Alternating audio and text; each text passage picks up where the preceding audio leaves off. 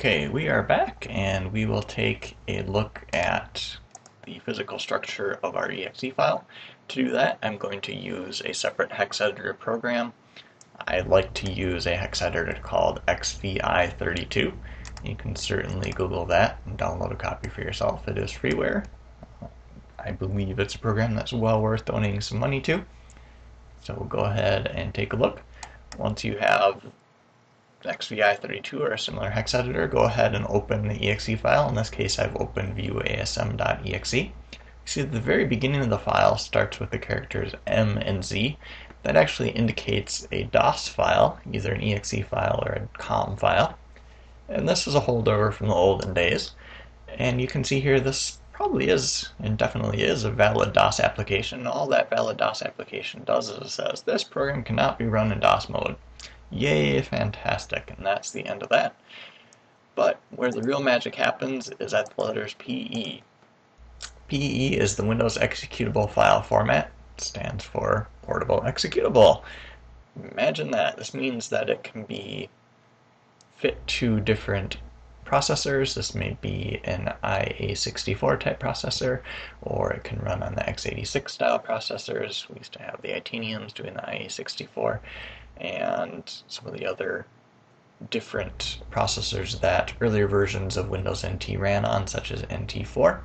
So that's where it got the name of portable execution format. Some other operating systems use other executable file formats. OS X, for instance, uses the Mach-O executable file format, and that's great. This is a header information that shows us various information about the file. We're not too concerned about that, but it is one mechanism that Windows uses to know which files are actually executable.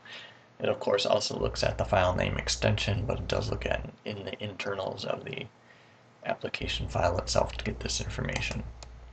I'm going to go ahead and go to one of the bookmarks that I stored previously, and we're going to look at some of this information. What I want you to see here is 01000000. That's actually going to indicate the line x equals 1. It's the one value from that line. And we'll look at the three preceding bytes. We're going to see C7, 45, F8.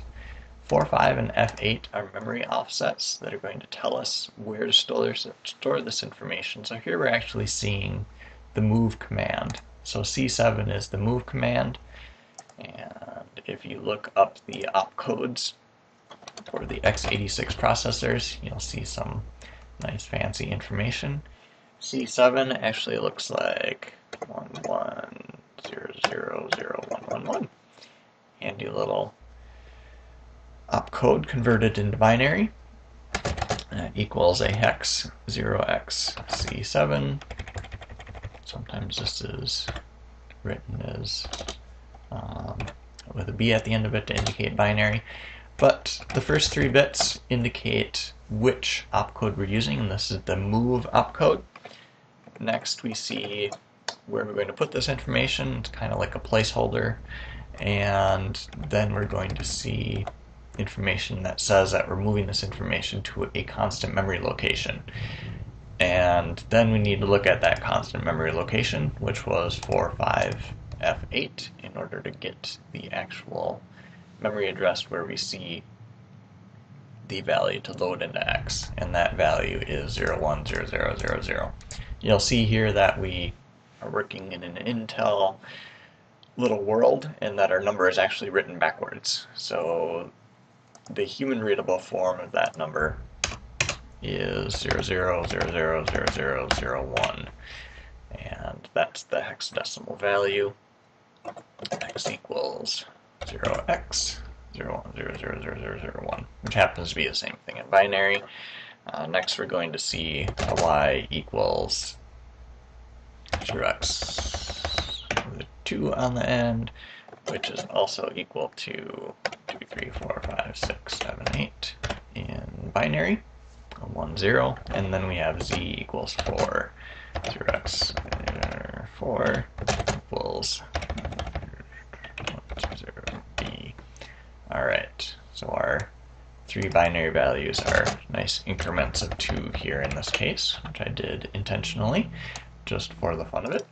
So we'll see x equals 1, y equals 2, and z equals 4. And I was able to find these by looking for those exact strings of information. It said, all right, there aren't going to be too many places where we see a 1, 2, and a 4 happening in close succession, but we probably will for that. This is where the whole idea of hacking comes in, and that if we happen to know that an application expired on a certain date, we might go searching through the actual executable file for the number of days since January 1st, 1970 that have elapsed, do a search for that value throughout our source code using our hex editor, and maybe we can change that date and get our expired program not to be expired anymore, and use that demo for a little while longer, or other handy acts. If you are running a game and you want your fancy missile launcher to cost less money, you can search through the source code, or not the source code, but the executable file here, looking for the original cost of that, and maybe you can make that missile a lot cheaper for you. That's just a couple examples of what you can do with some of this. Other much more malicious things that happen are viruses may insert various code into your application. It may put it in front of these values, and it may say, oh, read in a bunch of stuff, and then send our information off to the internet. For that, Windows has things like code signing that will do a hash of your executable file and store that hash within the file, and a digital signature that tries to prevent the hash from being tampered with. There are lots of ways that you can better secure your Windows applications, even though most developers don't go to the trouble of doing that. Alright, excellent. So now let's do a little bit of the hacking ourselves. We're going to our x equals 1 line, and let's change that to a 08. Now we'll save that file, run our debugger, and we get to the x equals 1 line. So after we run this line, we expect that our value of x would be 1 in a normal situation, but we just changed that value in our hex editor to be 8. And what's another place we can see that? Well, by looking at that memory window that we were having a hard time with in the first video, we're going to say, oh, we see some familiar information here. We see our C745F8. Oh, and now a value of 8. So it read that 8 off of the exe file on disk, and it put it right into memory. Alright, close that memory view, and now we'll run that line. We'll see, ooh, x equals 8. That's not the best thing if we were expecting x to equal 1, and certainly we were expecting x to equal 1.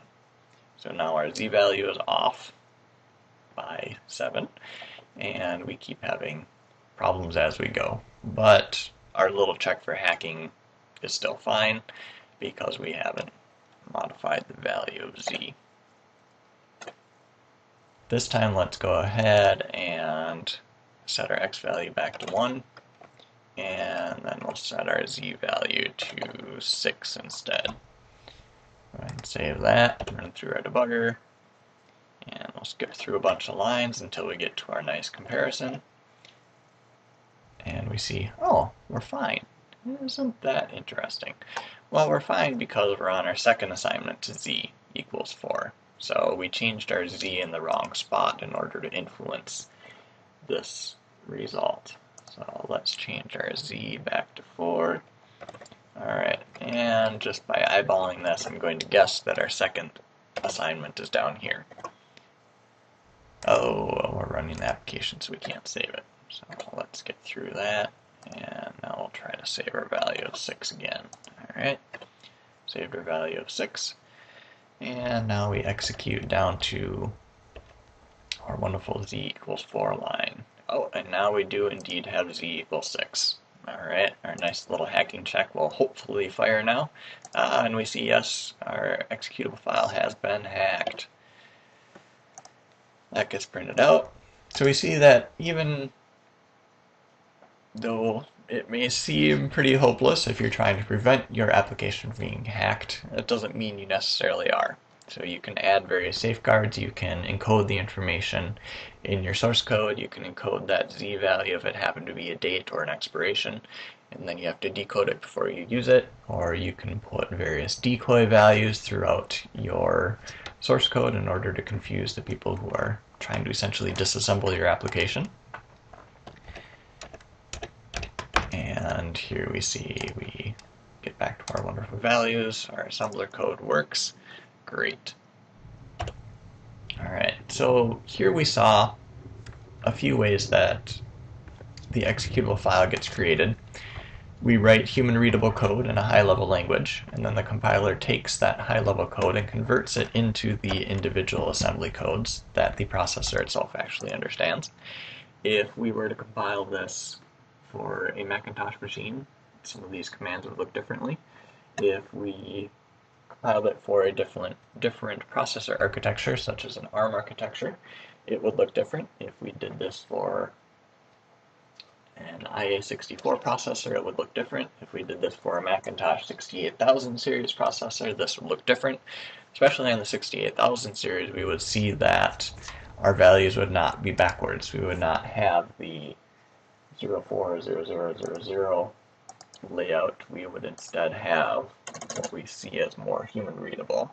We would see it as 000004 as our value. And that's just some of the differences. So definitely we have compiler specific output, and each compiler will optimize differently. Some do not optimize at all. Some optimize very well. On the Windows side, certainly the Intel compiler is the one recognized as doing the best optimization and using the instructions available to it most efficiently. Raises the question of when will you be writing assembly code. You'll be writing assembly code when you need extremely fast code and you don't trust the compiler to give you fast code. You also use it when you're using the very advanced processor commands. Some compilers won't know how to take advantage of the floating point, nice MMX commands and SSE commands, and so you might write those sections by hand in assembly in those applications.